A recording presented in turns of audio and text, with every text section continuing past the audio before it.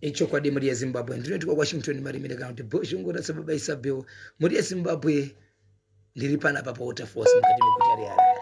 So ndiri pa Waterfalls muri Zimbabwe ndauya kuti ndimbotaura nevanonzi ivo Pastor Muchefa the Rekfem Ministries.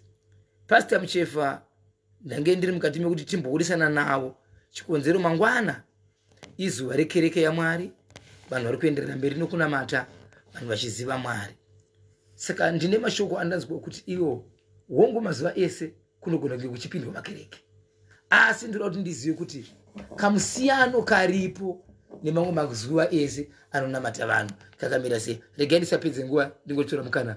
Pastor Makasimba. Tinotenda zvikuru nekukugamuchirai zvekare Baba Bozhongora. Tinotenda nekutitsika zvekare pamuzinda wedu pano pa 745 muna Forbes Road. Patiri kuwanikwa mazuva ose Mr. Bozhongora. Tichinamata nevanhu, tichibetsera vanhu. I think vanhu vazhinji vari kunzwa mukurumbira wema testimony ezvakawanda zviri kuitika mukati meupenyu hwevanhu. Ndava kuno ku Rekfem Ministries tinenge tichiti kana munhu auya nedambudziko rake Mwari wamusunungure, Mwari wamuitire zvakanaka uye kuti Mwari wamukomborere. So tiri kuona simba raMwari, tiri kuona matestimony, tiri kuona kudzikinwa kwevanhu. So tinokugamuchirai Mr. Bozhongora nekutitsika zvekare kwamaita mukati mezuva ranhasi. Okay, Pastor, mangwana izuva resvondo. Ndizvo Zvariri zuva nesvondo, imi munoita sei? Munorongwa hupi pawiki rinori nenyaya yekuti vanhu vaungane vachinamata Mwari? Ku Rekfem Ministries inzvimbo inouya vanhu vakawanda. Regai nditaure ndichiti thousands thousands evanhu vari kuuya every Sunday tichinamata navo. So zuva ramangwana Mr. Bozhongora tine miracle explosion yatinayo mangwana ku Rekfem grounds. So igungano randiri kukoka vanhu vakasiyana siyana vari muno muHarare, vari outside Harare, wese ari kutaura kuti munhu waMwari ndine dambudziko randinaro randinetsa kwemakore. Aiwa tikutaura kuti ngavauye ku Big Sunday yatinayo mangwana. Hakuna chinobhadharwa ende munhu wese achawana mukana nemunhu waMwari wekunamatirwa achitiwo zvakanaka naMwari. Ndoziva kuti vazhinji vane matambudziko kwekuti vaenda kwakasiyana siyana. Vamwe havachisina hope, havachisina tariro. Vamwe vacho handifunge vanenge vasina hope yekuti pane chichafamba nekuda kwokuti zvatora nguva uye zvekare vaenda kwakasiyana siyana hakuna chakabuda. But ndikutaura kuti zuva ramangwana izuva rekuti munhu asarasikirwe naro. Watadza kuya nemhuri yako, unogona kuya nemafotos emhuri, kana foto yemurume wako, kana foto yemudzimai wako. Ndoyande ndichitaura kuti point of connection yekuti unogona kutakura wouya nayo. Even uchirwara uya medical report yako. Even une mine yako uya neivhuri pamaini ipapo. Any point of connection yaunogona kutakura nekuti Big Sunday iSunday hombe yekuti usarasikirwe nayo. Zvekare ndisati ndakanganwa pane mabhazi achange achitakura vanhu paMarket Square anosumukana exactly 10 mangwanani. Mabhazi iwayo mabhazi mahombe aya akanyorwa kunzi Pastor H. Muchefa Rekfem Ministries. Amwe ndeye blue, amwe ndeye white. Vazhinji vakuwaziva vanofollowa pa Facebook page yedu. Tinombovatumira kuti vanhu vazive mabhazi iwayo kuti ukariona paMarket Square woziva kuti bhazi iri ndorinoenda kuchechi. Vanenge vachibva nekuchitungwisa pane amwe zvekare achange achitakura vanhu pamasteps anenge achivaendesa zvekare kuchechi zvekare. So iSunday hombe yandiri kukoka munhu wese kuti iyi Sunday haufaniri kurasikirwa nayo. Oda Pastor Muchefa, pane vamwe vari kutaura panapa vachiti izvo. Iyi inonzi Rekfem Ministries. Kune vana vesangano vatori nemazita ari mubhuku ekuratidza kuti vari kunamata mukereke iyi, mutoziva kuti vana venyu. Ndizvozvo. Mangwana zvairi Big Sunday. Muri kukoka vana vesangano reRekfem Ministries rikana kuti munhu akasikwa naMwari ngaauye. Vanhu vamuri kukoka kuchekereke mangwana ndevapi? Vanhu vatiri kukoka mangwana munhu wese, whether unonamata whether haunamati, nekuti chechi chipatara chinoita kuti vanhu vatendeuke, vanhu vatange kutoziva Mwari. So ndiri kukoka munhu wese ari kutaura kuti munhu waMwari ndine shungu dzekuti ndimbosvikawo pamuzinda wenyu. Ndava vazhinji Mr. Bozhongora vanonzwa mumaredhiyo, vanonzwa mumatv, vanonzwa pakasiyana-siyana patinge chitaura paya. Vasati vamboya pachechi havanyatsi kuziva kuti chii chiri kuitika. So tiri kutaura kuti hewo mukana mangwana Sunday 10 AM ndiye ndatotanga kusvikira nenguva dza3 munhu wese ari kuuya tichanamata naye, munhu wese ari kuuya tichabetserana naye. No matter une situation yakaita sei, aiwa Mwari vanokuitirawo zvakanaka. So vari kubva nekutauni paMarket Square chinge masvika around 10 AM munenge masvika mabhazi wayo I think anenge atopa Market Square. But vanenge vachienda neside rekuna nachitungwisa kuma steps vakangoenda pa WhatsApp pedu kana pa text message aiwa tichange chikuvazivisa kuti mabhazi anenge asvika zvekare ipapo nguvai otakura vanhu vachiendeswa navo ku Rekfem grounds kwatinenge tiri. Ichokwadi muri yeZimbabwe ndina Pastor Muchefa panapa. Pastor Muchefa ndine mashoko ari kundifadza panapa ekuti mune chipo chamakapiwa chekungotendwa maererano nenyaya yakabuda mune dzimwe dzinefenyuro yeumwe mwanakomana. Vamwe vake vanga va grade 5 vaakabarwa navo vange vava mu grade 5 but iye asati akufamba. Kusumuka kubva pana mai kufamba asati akufamba asi vaakazvarwa navo vari grade 5 kusvika maita zvamakaita imimi kusvika mauya kuzotendwa. Mungaudza nyika yeZimbabwe kuti chii chakaitika makazosiyana papi nevamwe vanhu vaibatsira mwana wavo? Ndezvozvo baba Bozhongora, inyaya yakatenderera yemwana akanga asingakure kaingoramba kari kamwana kadiki. Vamwe vake vakuzvikoro, vamwe vake vakutaura, vamwe vake vakuita zvimwe zvimwe. But kuburikidza nenhepfenyuro dzemaredhiyo idzi vakauya tikanamata navo kusvikira mwana iye tamunamatira adzikinoona Mwari. But chiripo mwana akanga achishandiswa. Ndosaka muchinzwa paya tichitaura handingatauri mazita evanhu vakanga vachimushandisa. But family yoyo inoziva zvakaitika kuno. Ifamily yatakajekesera pachena kushandiswa kwaitwa mwana achitwa chidhoma musha. But takamubetsera right now mwana iyeye akufamba, right now mwana iyeye anotaura, right now mwana iyeye anomanya. But kamwana kanga kasikakuri kaingoramba kari katiki. Ende zvinhu zvinoshamisa ende chinorwadza Mr. Bozhongora ndechekuti vazhinji vari kuuya pano pamuzinda wedu vanhu vari kuroyewa ende vanhu vari kushandiswa nehama. Ndochiri kunyanya kubata. Ndosaka muchinzwa kuti kuRekfem Ministries kunoku kune yatinoti comatose. Yatiri kuti comatose iyi ndeyekuti kana paine munhu anoshereketa anobata-bata mumusha aiwa tinenge chida kuti tijekesere vanhu nekuzvibudisa pachena kuti vanhu vasangofire murima. But tinongotenda zvikuru nevese vakabetseredza mhuri iyoyo yemwana iyeye kuti akwanise achisvika pano. Aiwa takamubetsera mwana izvine zvakaita zvakanaka, mwana akufamba, mwana izvinezvi akuonekwawo sevamwe vana. Mwari vakamuitira zvakanaka.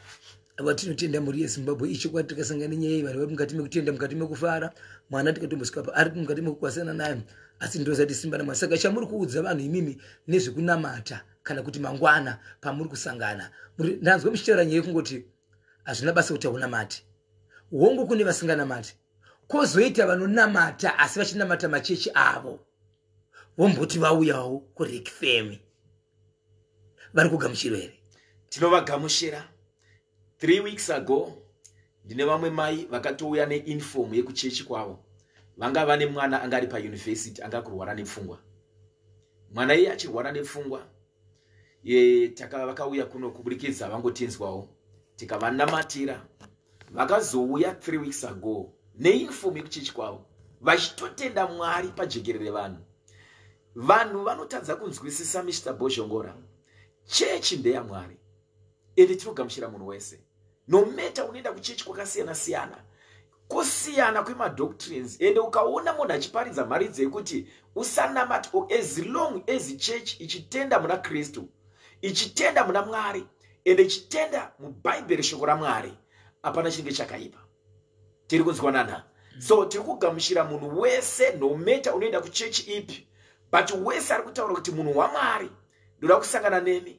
Munhu waMwari, dai Mwari wakasika denga nenyika handitiwo zvakanaka. Ndine dambudziko randinesa kwemakore. Aiwa Mwari vanokuitira zvakanaka. Vanoenda paFacebook page yedu yakanzi Pastor H Muchefa Official aiwa ndo patiri kupota chiposta zvakasiyana-siyana. YouTube Pastor H Muchefa, vanhu vachiona nekunzwa kuti chii chikuitika kuimba yaMwari. So ndiri kukoka munhu wese kuti kana wakasununguka, Sunday yamangwana izuva rekuti usarasikirwe naro. Every Sunday tinenge tiri ku Rec FM grounds. Kune vanouya nedzimota, ukangoenda pa WhatsApp pedu tinokutumira ma directions anokusvitsa chaipo pamuzinda. Kune vanogona kutumira ma message awa tino ready kugamushirai. Pamusoro pazvo handi ma Sunday service atiri kuita chete, Mr. Boshongora. Tine ma midweek service atiri kuita every Friday. Friday atinoita iyoyo, ndinoziva kuti kune vanhu vakanditeerera vari ku UK, vari ku America, vari ku South Africa, nevamwe vari muno muZimbabwe. Zvatiri kutaura ndezvekuti kana wakasununguka uchiti ndine nguva, unogona kuatenda zvekare Friday service iyoyo. Accommodation iripo, ukasvika musi weFriday, tinokupa pekuvata, tinokupa chikafu chekudya. Saturday unenge uripo zvekare, Sunday topinda futi service. Friday service yatinoita, yatinodedzera kuti breaking the chains, is service inenge iri deliverance, yatinotanga ne 4 PM kusvikira kuma around 8 manero. Ndechinamatira munhu wese, ende nechitaura nemunhu wese anenge auya pa service iyoyo. Zvekare Saturday tinenge tiripo for ma 1-on-1. Kana wakasununguka unogona kuuya Friday, Saturday, Sunday, tozopedza Sunday unogona kuzodzokera ko Monday wakudzokera kwaunenge wabva ukoko.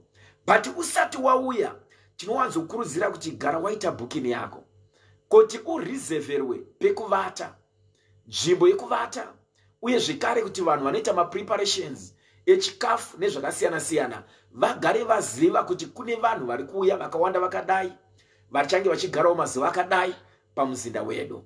But program yema 1-on-1 iya iprogram yatiri kuita zuva rega rega, yatinotanga nenguva dza 9 makuseni kusvikira nenguva dza 5. Tinenge tiri pano pamuzinda wedu pa 745 muna Forbes Road, pedyo nemashops epa Uplands. Ukangosvika mashops epa Uplands, ukangoti pa Pastor H Muchefa ndepapi, aiwa vanhu vanokuratidza kuti ndi apapo pane jira hombe riripo negedhi rakanyorwa 745 muna Forbes Road, ndo pano pamuzinda wedu pano. Munotanga nguva iyi basa raMwari musi weSonto samangwana?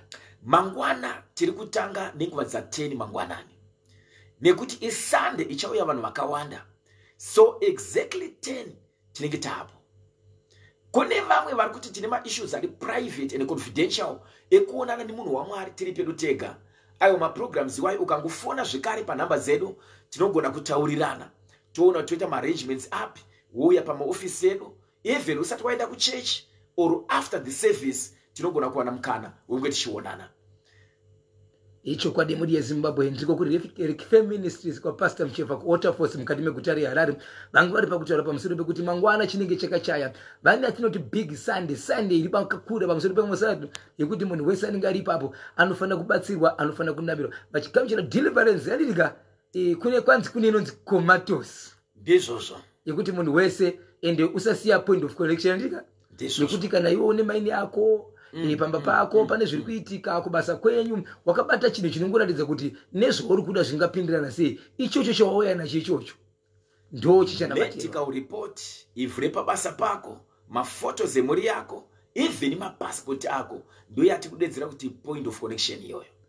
Tinotenda muri yeZimbabwe yanga iri nguva yakanaka tinawo Pastor Muchefa avo vanonamata vanoita zvemweya mutsvene vari mukati mekuparidza kuti ivhangeri shoko raMwari guva zvakanaka. Pastor Muchefa, ndisiriwo mashoko 2-3 amungangoudze muri yeZimbabwe kana kuti vanhu vari pasi pese nenyaya yekunamata kuti zvakakosherei? Ndezvozvo munoona Mr. Boshongora kuno ku Rec FM Ministries tawasangana nevanhu vakasiyana-siyana, vanorwara, vane misha inofiwa, vane misha isingagariki, vaimwe vaiona zvipoko pamusha chaipo paita maminimini. Unoona kuti vaenda kwese zvaramba, but simba raMwari ndori kuvabudisa matambudziko iwayo. So kune munhu akanditeerera achiti zvangu zvakafukomba, kuna Mwari hakuna chinoramba. No matter uri musituation yakada sei, nenguva dzedu handikwanisi kutaura zvakawanda. Unozoenda pafacebook page yakanzi Pastor H Muchefa Official, YouTube Pastor H Muchefa. Kune zvimwe zvatikuisa pasocial media nezvimwe zvinhu zvawaringodzwa maradio zvakasiyana siyana. But shungu nemunamato wedu ndewekuti kana une dambudziko rako wouya tonamata newe, Mwari wokusunungura, Mwari wokudzikinura, Mwari wokuitira zvakanaka.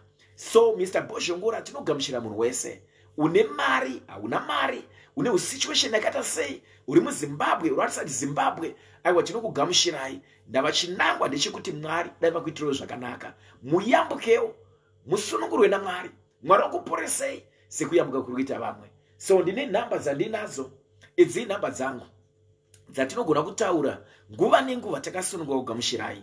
Yekutanga yacho inoti 0772 526 189. 0772 526 189. Kana kushandisa 0774 98 56 54. 0772 526 189. Dzinoshanda WhatsApp, kufona kana kutumira message. Une situation yako usazeze, tinokugamushira. Mwari vanokuitirawo zvakanaka. Facebook page Pastor H Muchefa Official. Every day tiripo pamuzinda wedu pano. Zvakanaka kuti titaurirane. Kana uri kunze kwenyika, uri kuAmerica, uri kupi, hatingatauri matestimony evamwe vakaitwa zvakanaka vari kuzvari ukoko. Unongofona panhamba idzodzo toona kuti togona kubetserana sei. Uri kunyika kwauri, kana kuti uri muri muZimbabwe but haukwanisi kuuya, aiwa tine nzira dzakawanda dzekuti tinogona kubetserana sei kuti zvako zvikuitirawo zvakanaka mukati meupenyu hwako. Aiwa tinotenda muri yeZimbabwe yanga iri nguva yakanaka tinawo Pastor Muchefa vari mukati mekutaura maererano kuti vanhu vaKristu chokunamata sei, uyezve mangwana semutungamiriri wekereke vanenge vari papi, uyezve zvinenge zvichiitika chii. Iri big Sunday mangwana naPastor Muchefa vari kuti munhu wese uyai tisangane ipapo tigoudza Mwari zvatiri kuchema nokuda, uyezve Mwari vagara vanopindira. Tatenda muri yeZimbabwe. Ndokudai mese ndinovimba kuti muchanamata Jehovha Mwari mupenyu.